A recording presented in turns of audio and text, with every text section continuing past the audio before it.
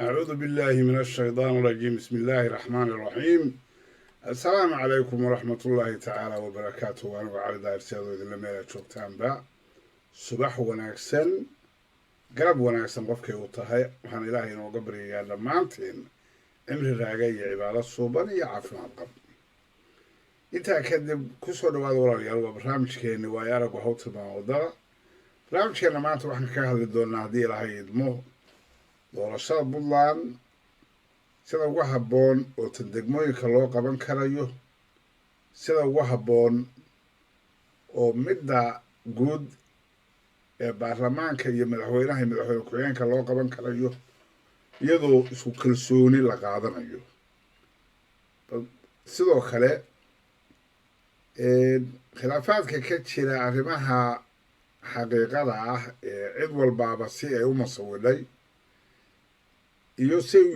say u yidhaahdeen iyo ujeeddadooda dhabtaah iyo sida lagu soo ururin karo oo badbaadin kardha doorashada in la qabto oo aanay fashilmin iyo in khilaafaadka laftigiisa meesha laga saaro iyo tuhumada iyo waxa meesha ka jira iyo waxay yihiin aragtida iyada ayaan ku cabiraynaa maanta waa arrimaha puntland oo aan kaga hadlayno barnaamijkan iyo barnaamijyo badan oo kale maadaama doorashada ay soo fool leedahay xilli dhowna ay tahay hiidkeediina uu bilowday oo qaylooyinka yeeraya aysan ka badnayn taa balse marka ugu horreysa waxaanu ku bilaabanaynaa ilaahay idankiisa aayadaha qur-aanka ee kariimka ah sidii inoo ahayd dhaqanka iyo hiddaha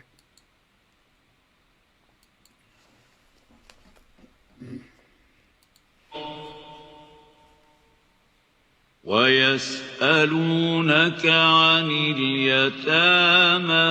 قل إصلاح لهم خير وإن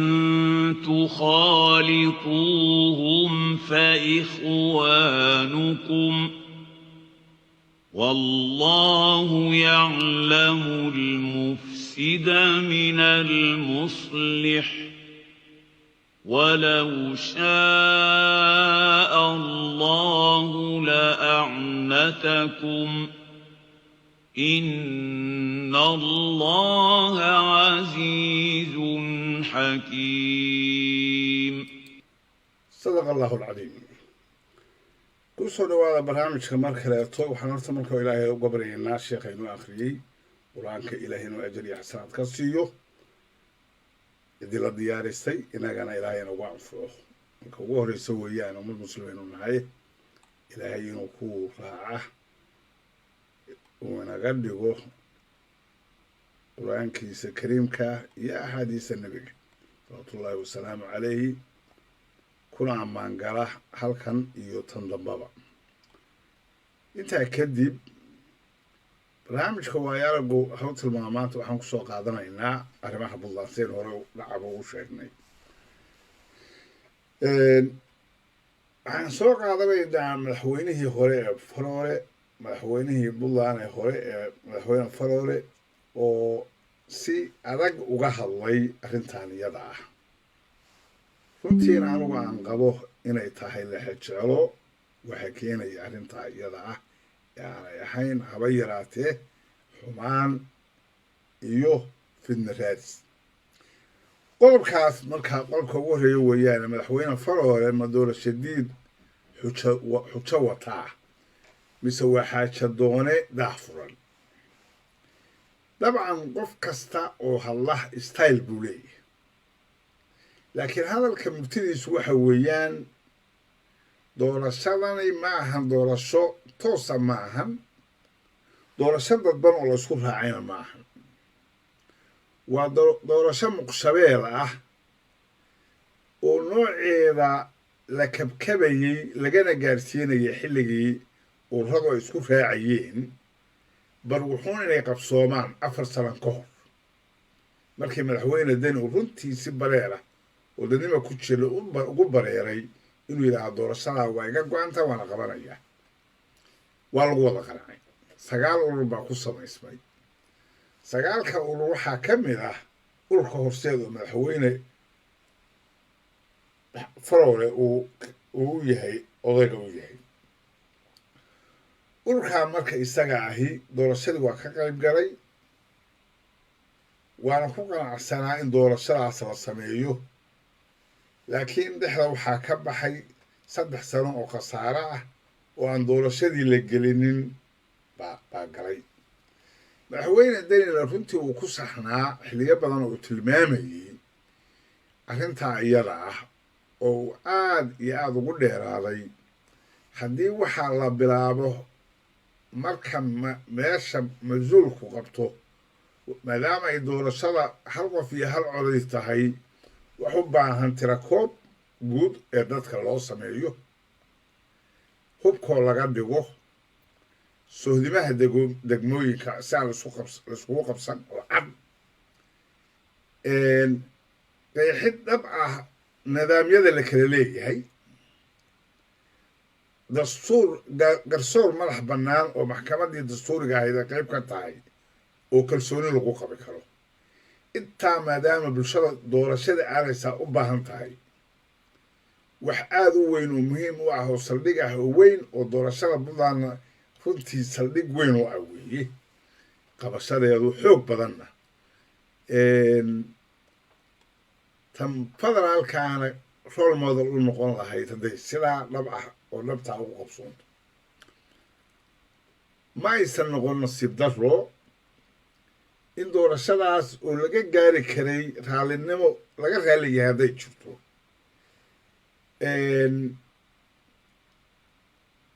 halkaa marka waxaa ka soo baxday bilowgii doorashada oo laysku raacay, uradii oo la dhisay, iyo iyadoo ay soo baxday wax la yidhaahdo qawad 3 sano kadib oo la geliyey howlo kaleeto aan hawshaan ahayn inay la leexatay wixii oo dhan. taa iyadaa isu sharixi mayno, xaasha lilaahi. daa marka taa iyada ah tagtaba daayoo taadaba qabo, maxaa lagu xallin karaa bay marka gaadhay. waxaa soo baxday doorasho muqshabeel ah oo aan ahayn doorasho toosa iyo mid dadban midna. mid toosana ma ahanoo dowladdii u igmanayd ay ka shaqaysay oo shuruucdii iyo nidaamkii ay samaysay ayaroo gebin ah consultation keliya ay kaga xiglan tahay ururada. waa mid u baahan silicsan oo gees dhogor ku leh oo meeshaan 2 madax leh oo nooc kala ah, laakiin dhaamin karaysa midii horey loogu jiray haddii la isugu tago oo la yidhaahdo waxaana doorasho dadban bay inoo tahay inaan ku tahay aynu sidaynu uga gudbi lahayn caqabadan 66 soo xulidii odayadan iyo waxaan aan samayno oo aan isugu tagno oo dhagax inta isla qabanno garsoorkana aan taagno hayna caawiyo oo halkaa mug ha yeelato iyadoo ka madax bannaan cid walba. waxa ka dambeeya oo kalena saynu ku qurxin lahayn aan isla madaahilno, ama ha noqoto 66 madaxweynaha iyo madaxweyne ku-xigeenka saynu ugu dooran lahayn, iyo sidii loo sii qurxin lahaa oo roadmapkeeda la saaro oo dadka u noqota caymis, maadaama waxa la raadinaya ay taa ahayd. ila waa loo jeedaa indhaha la iska baxanshay dadkan lagu qanciyo sidaana waxay inoo dhaantaa sida horeynu ku jirnay. taa marka iyada ahi waa nidaam lagu dhaqmi jiray oo sharaf leh oo waxay kaala badan weyda hadda meesheeda tag wey. madaxweyne Faroole oo runtii sidaan oo kale isku dayey, inta madaxweyne Deni hadda wadaha oo wax walba ka qaraysay oo cayrinaysay, wuxuu diiday isagoo erayga ah sharci anaa u leh xaq u leh inaan fuliyo ku dagaalamaya, inuu jaaniskan oo kale bixin waayey waa diiday. waxa uu la diidayeyna waa waxa Deni maanta wada oo kaleba waday. marka doodiisa markuu xanaaqsan yahay, inkastoo isaga laftigiisu canaanta wax ku yeelanayo, misana waxaad moodaa inuu leeyahay oo kaleeto nin geed sheegee looma gala bahasha geed ka soo baxo waxaa soo waxa aniga la igula dagaalama intaan dhacayna lunta dhuuman waaye banaankaan sugu nimaado hadalkaas awa wala dhegaysana hadalka horta marka ugu horeysa madaxweyne Faroole waan isleeyahay runtii hadaladiisu waa xoog badnaayeen aad bay u yara xoog badnaayeen hadaladiisu markaad yar fiiriso okay lahada wax yar okay salaadna maaha oo inta waqtigeedii markii la gaaro ama la wado la tukado maaha duruuf kastoo jira ama faras dushi ku tuko ama masaajid ku tuko ama banaan ku tuke waxaa tan la tukanayaa markii duruufta jidhaa dalka gudihiisa ay masaabaxayso baa la tukanaya waxyaalaha kale oo laga hadlaayo oo dadka mujtamaca dhexdiisana yaan waxba lagu dheerdheeraan waxaan jirin weeye anagu waa samaynay anigaa ka mida dadkii sameeyey dhiig baa ku daatay iyadoo magaalada Qardho lagu dilay muxuu ahay ninkii ciidanka amniga sugaayo doorashada loo keenay meesha iyo askari kale oo gudaha ku jiray booliiska ah iyagoo ku jira saldhigga booliiska iyagoo ku jira baa lagu dilay niman siyaasiyiinahana dilay dadkii kale wasaaraha joogay odayaashii dhaqankaa joogay waxba lama qaban dhiig ka daata oo ka badan oo ciidan badan oo kaloo soo gali lahaa meesha aan ka joojiyey kii meesha ku jira darteed aan u joojiyey duruuftaasu tay ahayd waa la yaqaanaa ragga hadda ninkaan ka magacaabayna dhinaca gaalkacayo raggii kaga jiray bay ahaayeen inaan waxba dhicin maanta in la yidhaahdo marka annagaa marka ina tujinayna oo salaadii baa hadda gashay iyadoo aan salaadina hadda waqtigeediiba la gaarin duruufiin ay wada yihiin iyaguna ay mas-uul ka yihiin wixii xumaaday kuna dar madaxweynaha laftiga Siciid doorasho maanta iyadoo aan duruufahaas ameen at least 70% la qaadin oo in roob da'o ay ku xiran tahay oo in xuduudii la sameeyay ku xiran tahay oo in maxkamadiis muxuu ahay dastuuriga la sameeyo iyo tii kale intaas oo dhan oo la isku dara ilaa ay samaysanto waxa weeye doorashadii la qabo waa mid loola jeedo waay madaxweyne Faroole iyo styleka hadalkiisa waa wax la yaqaano ma aha mid khaldama laakiin waxaan ka soo qaadanaynaa nin geed geli jiray geed looma galo tan hore aan ka soo qaadatinama aan soo qaato waxyaabaha uu tilmaamay waa maxkamadii dastuuriga ahayd waa maxkamadii xagga ahayd waa garsoorkii waa inta aan ka hadlaynin su-aashu marka waxa weeye hadalka madaxweyne Faroole markii loo fiiriyo qaabka uu u dhigayo waxaan ka soo qaadanayaa oo faa'iido ah oo ku jirta oo mug weyn in loo baahan yahay waxay yihiin lagu tilmaamo waa doorasho dadban oo hal qof iyo hal cod ah oo Puntland ay uga gudbayso meeshan ay ku riiqatay isla ogol looga gudbo weeye mid walbaba ha ahaatee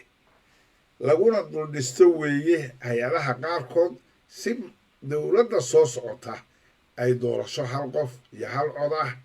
oo xuduudihii sugan yihiin oo maxaan ku yidhaahdaa tirakoobkii dhammaystiran yahay oo hub ururintii dhammaystiran tahay ay u qabsoonto by the way qodobka 6 ee dastuurka Puntland wuxuu qabaa mar walba 10 sanaba hal mar in dadka la tiriyo ilaahu noo gargaar baan leenahay hal mar baan tirin weyn marka iyada ahi waxyaabaha cid ku eraysan oo gaar ah ma jirto maxaa yeelay meesha laga jaangoostay oo la geeyey waxa la rabo yaa ka weynaa waxa dhisnaa marka dhismidda la dhismayaa waa inaan caqligu naga tego waa mid sida dowladda dhexe caqligu uga tago anaa sharciyan u leh kelmadda la yidhaahdo sharciga aad leedahay haddii lagugu sido hama dhismi karayaan fowdaad gelinaysaa meesha baa la taagnaanaya hadda waa ogtay anina waa ogtay yani tan dowladda dhexaa taas ahayd teenna saasa meel walbadan saasay ahaanaysaa ilaa waxaana dhismaan oo iyagu iswadi karayaan taa marka waxaan qabaa Faroole wixiisu waa haldoon ma ahan xujo faadis maaha la fariisi buu u baahan yahay isaga maadaama uu furan yahay inuu ka mid noqdo dadka ka talinaya sida ugu habboon oo doorashadu ay u dhici karto waxaa xaq loogu leeyahay markaa markii laga noqdo majority inuu raaco dadka oo uusan haba yaraatay afkiisa u quurin waxbaan fududaynaya taa waan rajaynayaa in madaxweynaha arrintiisu ay xabad raadis tahay oo aanan oranaynin stylekan oo awalba ku hadli jiro oo lagu yaqaan markuu xanaaqo I believe in qof aan la aqoon ma u ahan oo hadalku halkaas meelaha waa la jiraa gaalkacye iyo meesha qarno inay halkaa wax ka qaadayaan filimaayo waa is yaqaaneen dalka madaxweynahooda okay qodobkan labaad markaan usoo noqono sideebaa xal loogu heli karaa labadan arrimood waa tanaa sal ah in doorashada puntland ee hadda socota laga badbaadsho fashil ku yimaada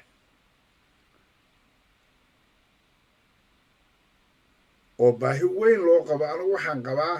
doorashadaani inay ka fiicnaanayso wixii aynu wax ku soo dooran jirnay laakiin baa marka meesha taalla maxaa fiicnaysiin karaya weeye marka dee waxaa fiicnaysiin karaya in la isla turxaan bixiyo inta ku tartamaysaa aysan qasgelin amnigii iyo dalkii ay ku wada tashato including madaxweynaha oo damacu ugu weyn ku jiro oo cajiib waxaa ah kelibalkaa waxaa cajiiba markii uu sharaxayey dowladda federaalka ah inay khaldan yihiin ku khaldan yihiin waxay samaynayaan hadalladiisa waxaa ka mid a waxaa lay dooranaya aniga midda laygu dooranaya 24 weeye eragaasaan aada uga helay balse aan dhegaysano hadalladoo dhan waa hadallo qiimo badan weeye oo runtii markaa uu jidaynayey oo si dhaba u jidaynayey wajahadda uu socdo oo dhabta ah afar inuu balan dhegaystan horta marka iyadoo dhowr bilood u harsan tahay ee leeda waa qabanaya marka taas cabdiweli asaas sameeyey waa laga diiday farool asaas sameeyey waa laga diiday dadku taasoo kale la mid tahay aniguna midda aan ka cararayo waa taasoo anigu midda hadda aan leeyahay waa qabanaya birri maaha waa haddaan biloobay waxaa ku xigi doonta sanadka soo socda kuwii degmooyinka midda ani laygu doono 2024 way 4 sano hor la xirtay marka preparationkii loo baahnaa baa la hayaa marka dowladda hadda jirta hadday dhabka tahay inay qabato sanadka markii 2017 markii la doortay way okay taas waxa weeye insha Allah xaq buu leeyahay inuu niyeysto in lagu dooran doono 2024 qaabkan hadda uu wado laakiin waxaa dhexda ka baxay sanadkii uu yiri waa qabanayaa wuxuu ahaa baan filayaa 2020 2022 doorasho kaa dhici lahayd isla golaha deegaanka already xisbiyadu waa soo baxeen already waa laga gudbo waxaasoo dhan hadaha waxaynu ku jiri lahayn tartamadii iyo qaabkii iyo nidaamyadii kale ku dhexjin lahayn laakiin wixii naga soo dhexgalay baa naga soo dhexgalay taa madaxweynaha ku eedi mayno had iyo dan waxaan u raacaynaa arrintan meesha iyo hadda inala joogto yaynu ka soo qabsanaynaa qodobka koowaad waa badbaadinta in doorashada puntland ee hadda socota laga badbaadsho fashil ku yimaada waa qodobka koowaad ee labada qodob ee u baahan in xal loo helo tan labaadna waxa weeye in la shaki bixiyo ururada aaminsan in madaxweyne dani uu mar kale bilaabay boobkiisii oo huwan doorasho hal qof iyo hal coda cadowga doorashadu waa shakiga noocaana waa kan ka hadlinaya odayga oo leh wax kaloo aan bakti aha la wadaado aan fiicnayno halkaa ila madhay qof walbaana gurigiisu ku fadhiyaa qolada ururadu xoogoodu urur waa laga yaabaa ururka kaah oo madaxweyne xaggiisa ah ama wax la mida inay aaminsan yihiin in xaq iyo xurmo iyo hal qof iyo hal cod iyo wax dhaba lagu socdo okay waxaa run ahaantii didiilo muujinaya oo aan isleeyahay didiilay muujinaysaa waxaa guul ah in 9 urur siyaasadeedba ay qireen in la qaban karo doorashooyinka degmooyinka puntland ee harsan hal shardi keliya ayay badankooda ku xireen intooda caadigaadee aan iska ogdayn haddii lagu kabo garsoor ka madax bannaan fulinta oo hadda qoorta uga maran yahay madaxweynuhu ugu horreeya dadka ugu horreeya taa marka iyadaa ka suurtagal baa madaxweynaha maadaama 3 sano uu ka dayacay arrintan iyada ah inuu dadka ula sinaado waxaana hal qof iyo hal cod ma ahane sida loo qurxiyo oo waa inoo dhaamaysaa midii odayada oo laysku qabsanayay aynu saa ku galno weji weecan iyo wanaagna inoo muujinaysa waxna aan ku baranayno I hope inay taa ka suurta gasho oo wada tashigii iyo wada ogolkii dhumay 2019 oo uu ku eedeeyey madaxweynihii ka horreeyey kuma eedayne ugu culdaalay runtii ugu culdaalay wuxuu yidhi jireec baa dadku u qaateen wada tashigiisii iyo walaalnimadiisii iyo wanaaggiisii wada tashi la-aantii iyo orodkii madaxweyne waxaan filayaa hadda wayna hortaagan yahay khayr beelo weeye waa la yaqaanaa wada ogolku waa lagu liibaanay I hope inaan dib ugu soo laabano middaa iyada qodobkeenna afraad ururada siyaasadeed waxay kaloo dowladda puntland ku wargelsheen inay diyaar u yihiin kala qayb qaadashada xal u helidda doorashada madlan 2024 sidii loogu geli lahaa qaabka hadda socda maxaa hortaagan tala wadaagaasi inuu fulo yani in laysu yimaado oo meel walba laga eego war maxaa inoo qabsoomi kara maxaanse inoo qabsoomi karin doorashada degmooyinka waa qaban karnaa haddii garsoor madax bannaan aynu u helnee middaan maxayn see qaabkee ku qabanaynaa ma degmooyin gaaraynu yacni bahasha in la dhex galo oo talo lagu galo ayay ku habboon tahay umana taalo guddiga doorashada maxay guddiga doorasho toosa oo caadi oo laga soo shaqeeyey oo sharcigeedii iyo nidaamkeedii iyo securitygeedi caadi wadata iyay qaban karayaan ma qaban karayaan doorasho dadkoo dhan wada hugeysaya maca ururadan lafsigoodii oo aan haba yaraatee wax cadaalad tilmaamaya oo wax lagu geli karayo ama xuquuq tilmaamaya ama kala saarin tilmaamaya oo aan ka ahayn qiriya yaa qorisita aan ahayn aanay jirin sidaa darteed waxaa halkaa ka soo baxaysa u dhaga fududaanta loo dhaga fududaado wada ogol in lagu wada shaqeeyo hadda ilaa laga gaarayo 8 January 2024 yaa puntland mustaqbalkeeda doorashadan ay ugu xiranta waxaana rajaynayaa in dadka ay khusayso dhan wixii wax ku raadisana wax lagu raadiyo waxa danta ahna laga fiiriyo danta oo laga hormariyo wax walba gaar ahaan madaxweynuhu inuu sii daayo inuu gobodnimo iyo arrintaas steebka labaad oo ka fiican tii odayada inuu gaarsiiyey puntland inay taariikhda u gasho siday taariikhda ugu gashay boobkii golayaashii dowladda federaalka ah ee saska lagaga qaaday oo hadda taariikhdiisa qaybka ah ay ka tahay intaa ayaan taa uga baxayaa waa puntland halkaasaan ku xirayaa insha allahu bikariim waxaan rajaynayaa wixii talo ah tusaalayn ah in aynu u qaadano madaxda isu imaatinkooda iyo doodaha in qofku uu sheegto waxa uu qabo aad baan ugu dhiirigelinayaa sida ay la tahay inuu sheegto oo waxaa socdaa waa foolxun yihiin waa wanaagsan yihiin oo anaa taageersan labadaba dhagahay waa maqlaan sababtoo ah waa la garanayaa waxa markaa la sheeganayo waana wax la kala taageeri karo wax laga qaadan karo mug yeelan kara laakiin hallina maayo wixiina anaa wada waxna ma socdaan taasaa inooga daran kadibna maalinta ugu dambaysa qir iyo car iyo wir waaba dhaqankeeda soomaalida halkaa markaa intaa uga baxo waxaan isweydiinaynaa kulankii secretary Lloyd Austin iyo madaxweyne xasan sheekh ma wuxuu ka turjumayaa USA oo goosatay inay dowladda Soomaaliya ula dhaqanto nidaam hufan ee dowladnimo mise Soomaaliya weli USA waxay u aragtaa